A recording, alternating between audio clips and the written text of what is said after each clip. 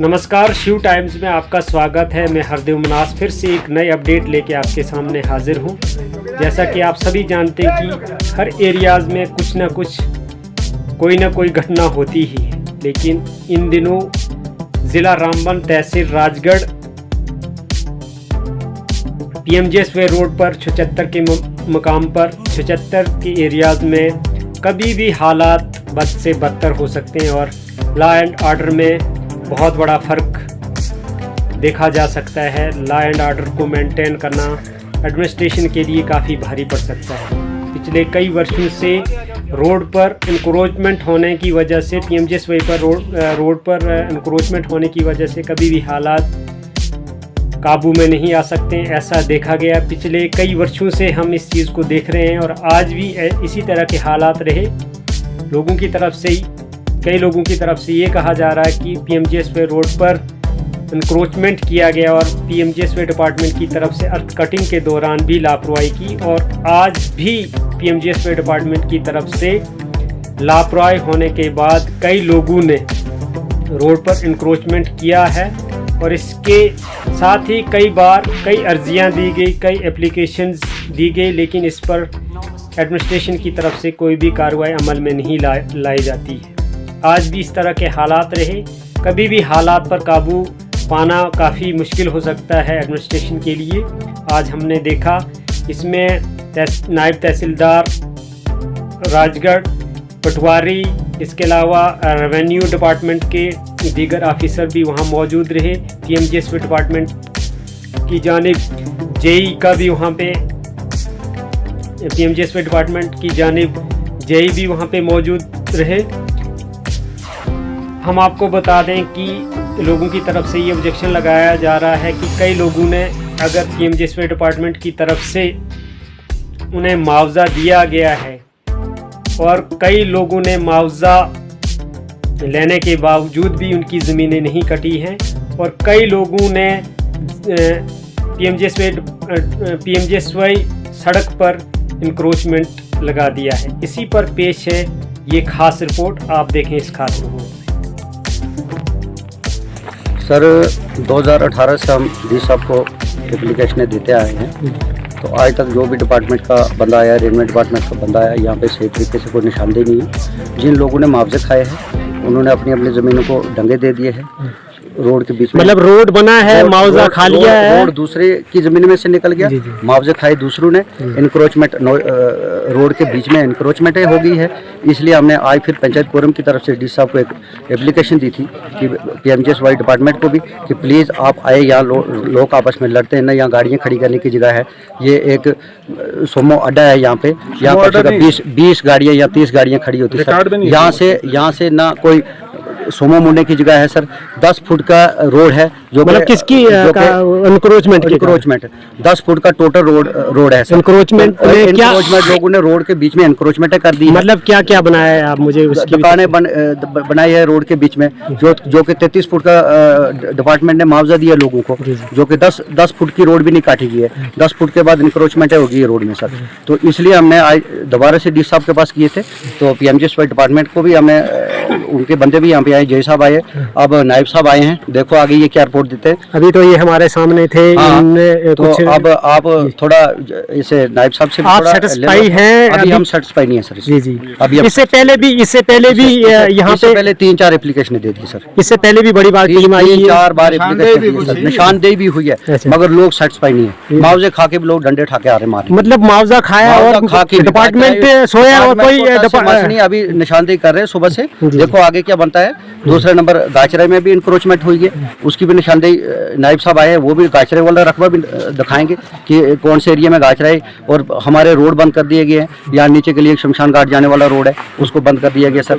हमने यहाँ ऊपर सर महल्ले के लिए गाड़ियों का रोड बनाया सर, उस रोड को बंद कर दिया गया। उसके सेंटर में दुकान बना दी गई है सर। अच्छा, उसके साथ में जिन लोगों ने मुआवजे खाए, 8 मरले मुआवजे खाए हैं सर, तो उन लोगों वो कहते हैं हमने मुआवजे नहीं खाए हैं, ना निशानदेही करने दे रहे तहसीलदार को, कोई इधर खींच रहा कोई इधर खींच रहा सर। तो अभी हम सेटिस्फाई नहीं है। अभी देखते हैं तहसीलदार साहब क्या रिपोर्ट देते हैं। नायब साहब आए, खुद बड़े तहसीलदार साहब नहीं आए। अब PMJSY डिपार्टमेंट का भी बंदा यहाँ पे है, तो अभी देखते हैं क्या रिपोर्ट देते हैं। तो आगे डी साहब के पास जाती है, जिन्होंने भी एनक्रोचमेंट रोडों में की है। तो मेरे डिपार्टमेंट से रिक्वेस्ट मतलब है 5-7 वर्षों से ये 15-10 जब से ये रोड बनी है तब से 10 फुट का इसमें आप किसको दोषी ठहराते हैं? मुझे लगता है पीएमजीएसवाई ने बहुत बड़ी लापरवाही की है। पीएमजीएसवाई वालों की सबसे ज्यादा गलती है। उन्होंने जब रोड कटवाई थी साथ में बंदा रखना चाहिए था, डिपार्टमेंट का बंदा, जिस कहाँ से उन्होंने निशानदेही बुर्जिया लगानी चाहिए थी डिपार्टमेंट ने, उन्हें बुर्जिया लगानी चाहिए थी। अब ये हमको आपस में लड़वाना डिपार्टमेंट। कल को कोई ऐसी वारदात हो जाती है, इसके लिए जिम्मेदार कौन है? बड़ा से बड़ा पंगा होगा यहाँ इस एरिया में। जी जी, खास करके ये जो कुनान एरिया में ना, ये बड़ा से बड़ा पंगा हो सकता है इसमें। मुझे यहाँ सही तरीके से निशानदेही नहीं हुई, इंक्रोचमेंट नहीं उठाई गई, तो बड़ा से बड़ा पंगा। मैं हाई कोर्ट तक गया, मैं सुप्रीम कोर्ट तक भी जाऊंगा। जी जी।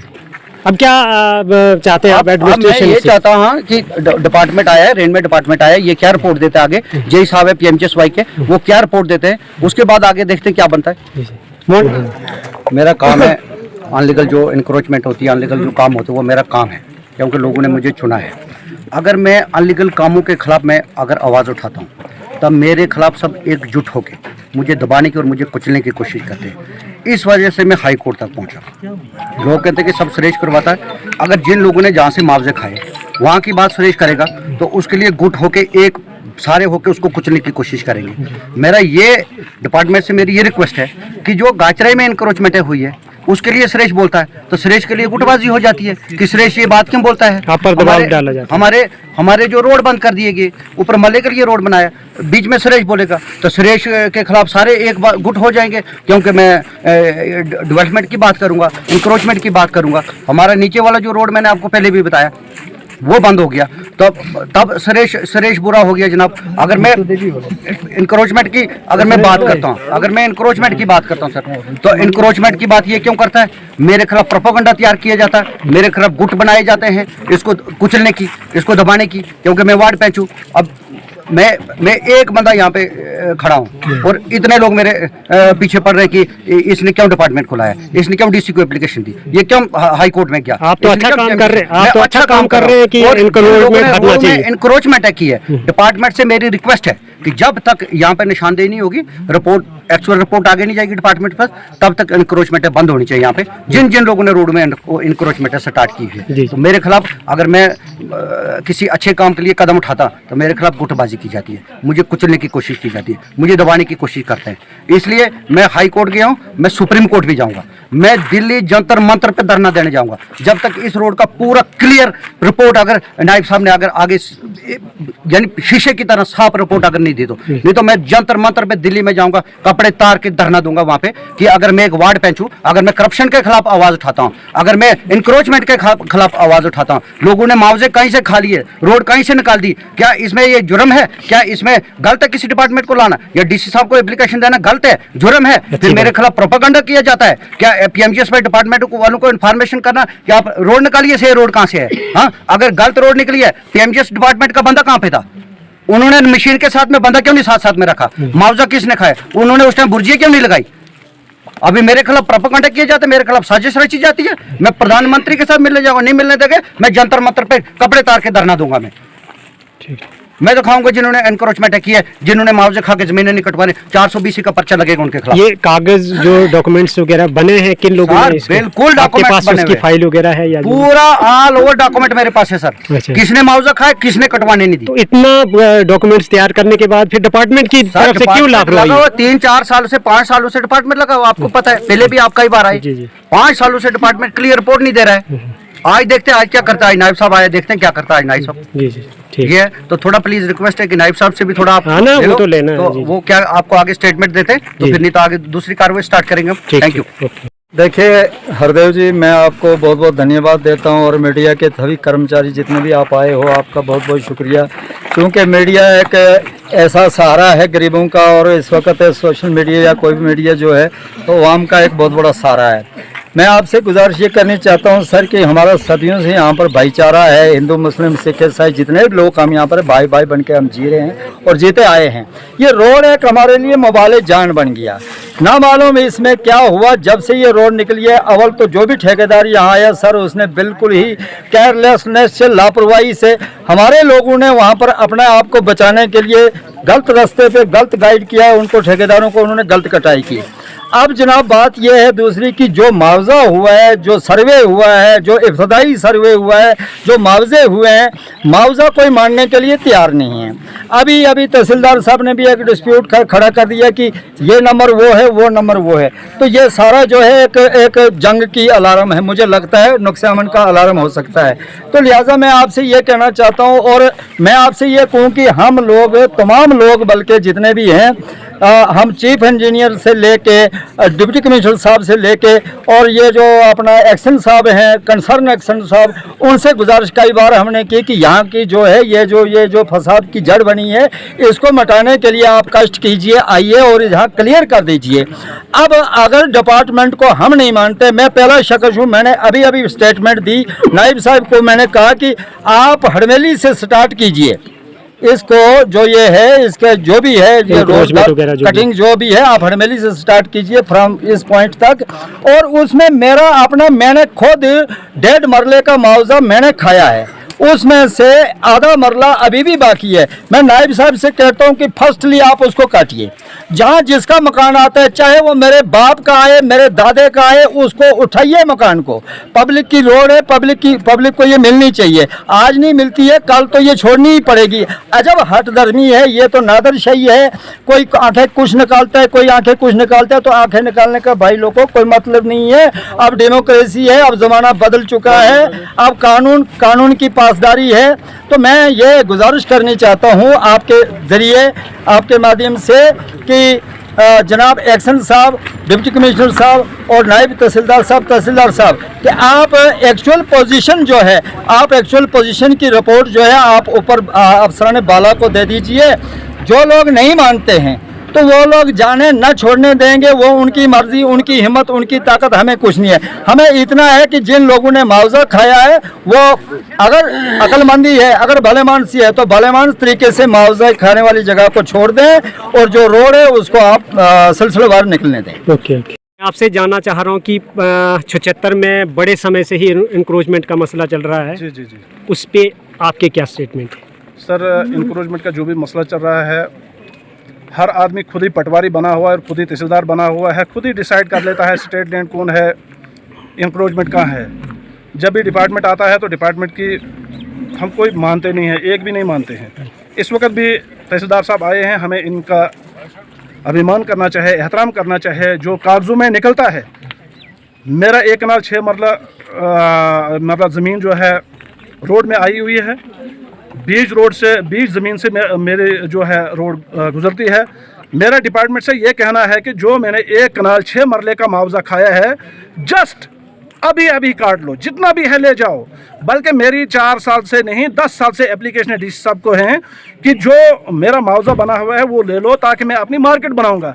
लेकिन यहाँ मेरे समझ में यही आता है कि हर वक्त सिर्फ आपको मुआवजा मिला? मुआवजा मेरा 1 कनाल 6 मरले का। या हर वक्त मैं तो ये इस वक्त समझता हूँ कि ये शरारतन निशानदाहियाँ होती हैं, क्योंकि सिर्फ इस जगह को आईडी नंबर 775 से 0/1200 तक ही निशानदाही करनी है, क्योंकि 35 किलोमीटर रोड निकली, 35 किलोमीटर में कोई इंक्रोचमेंट नहीं है, सिर्फ मुश्ताक वानी के रकबे में इंक्रोचमेंट है, और वो भी चंद 1-2 आदमी को दिखती है, वो इंक्रोचमेंट है। इस वक्त मैं आपके माध्यम से डिपार्टमेंट को कहना चाहता हूँ, हाई कोर्ट को कहना चाहता हूँ, जो भी डिपार्टमेंट से जो मैंने 1 कनाल 6 मरले का मुआवजा लिया है वो मुझसे ले लें। अभी मुआवजे में से एक अखरोट बचा हुआ है, शायद आप उधर कैमरा घुमाएंगे, ये देखना चाहे, वो अखरोट भी अभी मौजूद है, हमारे पास नकलें मौजूद हैं। हमने एसीआर साहब से अखरोट का मुआवजा मिल गया है, लेकिन वो निकालने के लिए है। रोड उस वक्त आगे से थी और उस वक्त उन्होंने कहा हमारी माता जी बीमार थी, हम श्रीनगर में थे, इधर नाली क्रॉस करने के लिए इनके पास कोई गुंजाइश नहीं थी। तो उन्होंने कहा नहीं जी आपके मकान में, मुझे मकान का मुआवजा भी मिला है 2 कमरों का। बोला नहीं जी, जिस वक्त हम आपका मकान उठाएंगे और ये आपका रकबा ये वाला खाली कर देंगे। जो अखरोट से इधर तकरीबन 20 मीटर 30 मीटर का जो रकबा है, ये बगैर मुआवजे के मेरा PMGSY वालों ने जो है ज़बरदस्ती इंक्रोच किया है, बल्कि मैंने डिपार्टमेंट का रकबा इंक्रोच नहीं किया है। मैं आपके माध्यम से DC डोडा, DC Raman, chief secretary PMGSY, जो भी डिपार्टमेंट्स हैं, union territory of Jammu and Kashmir, खुले दिल से मैं कहता हूं कि मेरा जो रकबा है उसमें से 33 फुट जस्ट अभी शाम को आप ले जाएं, जो भी मैंने लिया है। लेकिन 2-4 दुकानें बना ली हैं, अगर ये किसी को बर्दाश्त नहीं होती, इसका मेरा कोई कसूर नहीं है। इसलिए आपसे मेरी रिक्वेस्ट है कि आप अपने माध्यम से डीसी रामन को, दो चार दुकानें अगर बनाई, अगर वो इसमें एनक्रोचमेंट एरिया में आती है तो वो तो कानून अपना काम करेगा। वो तो मैं कहता हूँ, देखिए 3 निशानदेही इससे पहले भी हुई, 3 निशानदेही इससे पहले भी हुई। तो इधर से बाहर रोड उन्होंने डिमार्केशन की, इधर से बाहर है। अब लोगों का इल्जाम है ये जी बात करने वाला है, ये जी पैसे देता। भला कितने पैसे है मेरे पास, मैं डिपार्टमेंट को खरीदता हूँ। आज PMGSY वालों को खरीदूंगा, कर रेन्यू वालों को खरीदूंगा, कितने लोगों को। आपने कहा कि यहाँ पर डिपार्टमेंट को कोई काम नहीं देता है करने, कहा आपने क्या काम नहीं करने देता? हाँ, मतलब यहाँ सुने, बाकी किसी लोगों की सुबह से मैं यहाँ पे आया हूँ जी, न मेरी जुबान चली, न मेरा मुंह चला, मेरी आंखें, मेरा दिमाग काम कर रहा जी। किसी भी किस्म की कोई ऑब्जेक्शन नहीं रही है। डिपार्टमेंट अपने प्रॉपर तरीके से काम कर रहा है, बिल्कुल ठीक है। न लोगों ने उनको कोई तंग किया, किसी भी किस्म का न पहले हुआ।